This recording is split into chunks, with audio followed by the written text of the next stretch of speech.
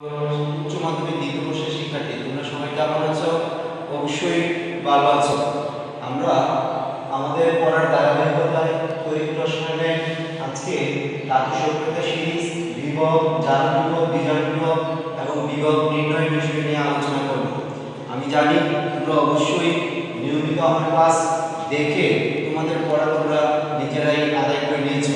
তারপর আমি তোমাদের একটু একটু করে হলো আমরা চেষ্টা করবো এই অধ্যায়টা আমরা কীভাবে শেষ করা যায়, কীভাবে ভালো করে বোঝা যায়।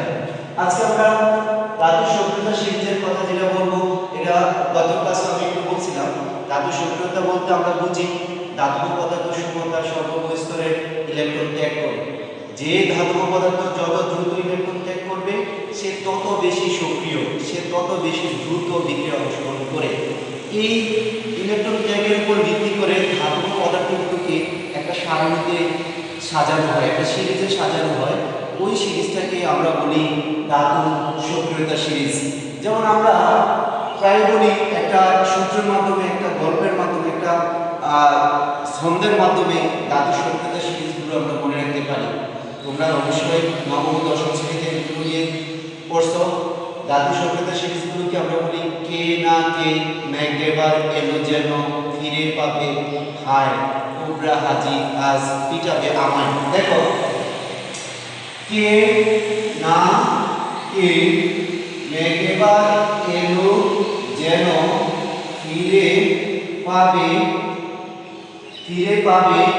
হায়, কোবরা হাজি আজ পিটাবে আমায়। অর্থাৎ কে potassium, sodium, calcium, magnesium, aluminium, zinc, iron, lead, hydrogen, copper, mercury, silver আজ পিটাবে প্লাটিনাম, গোল্ড মানে আমায়। অর্থাৎ সবচেয়ে কম সক্রিয় ধাতব পদার্থ হলো গোল্ড এও, আর সবচেয়ে বেশি সক্রিয় ধাতব পদার্থ হলো পটাশিয়াম। তোমরা সবচেয়ে কম সক্রিয় হওয়ার কারণে তাকে আমরা মুক্ত অবস্থায় পাই এবং সে বিক্রিয়া অংশগ্রহণ করতে চায় না।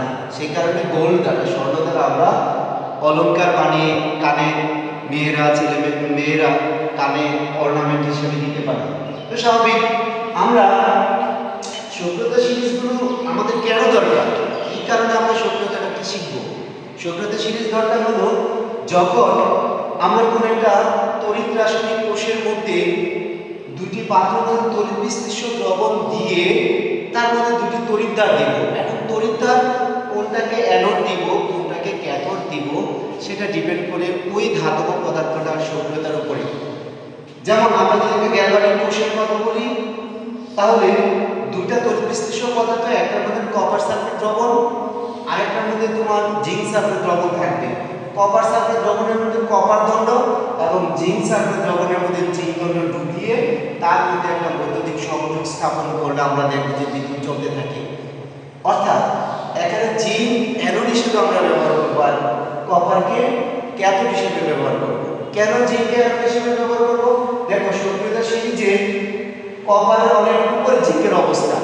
আমরা জানি যে অধিক সক্রিয় তাকে আমরা অ্যানোড হিসেবে ব্যবহার করব, আর যে কম সক্রিয় তাকে ক্যাথোড হিসেবে ব্যবহার করব।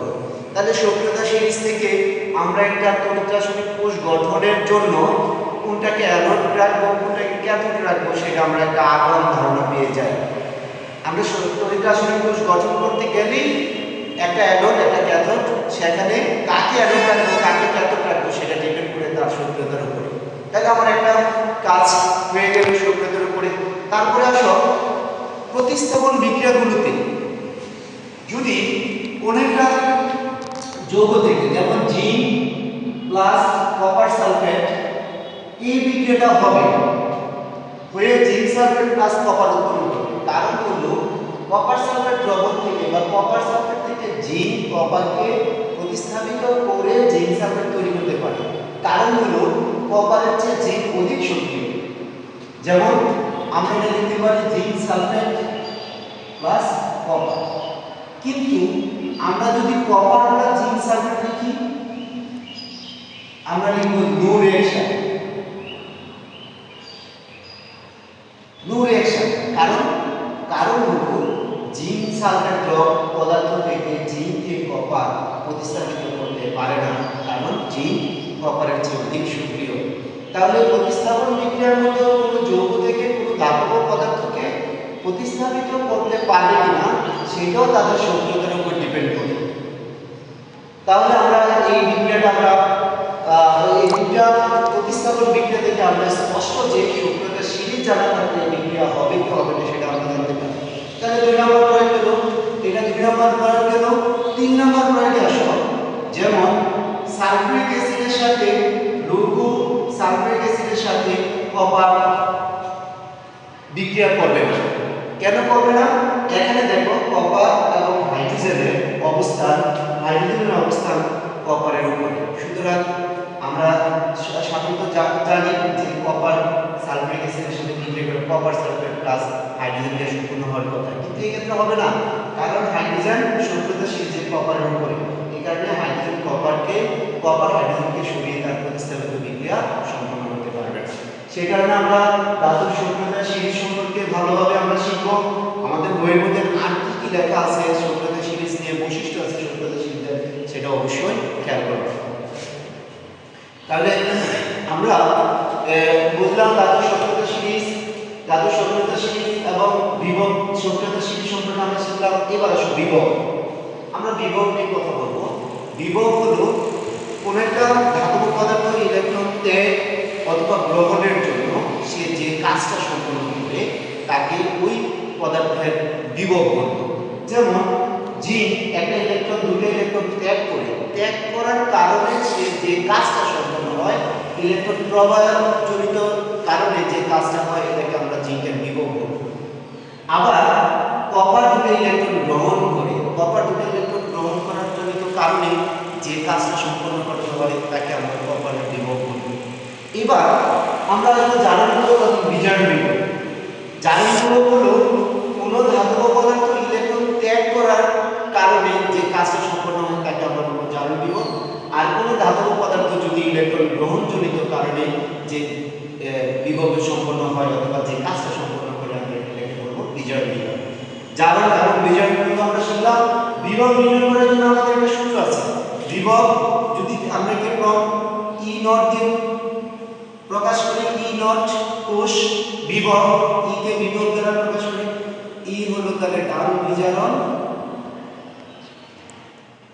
প্লাস ই বাম জারণ।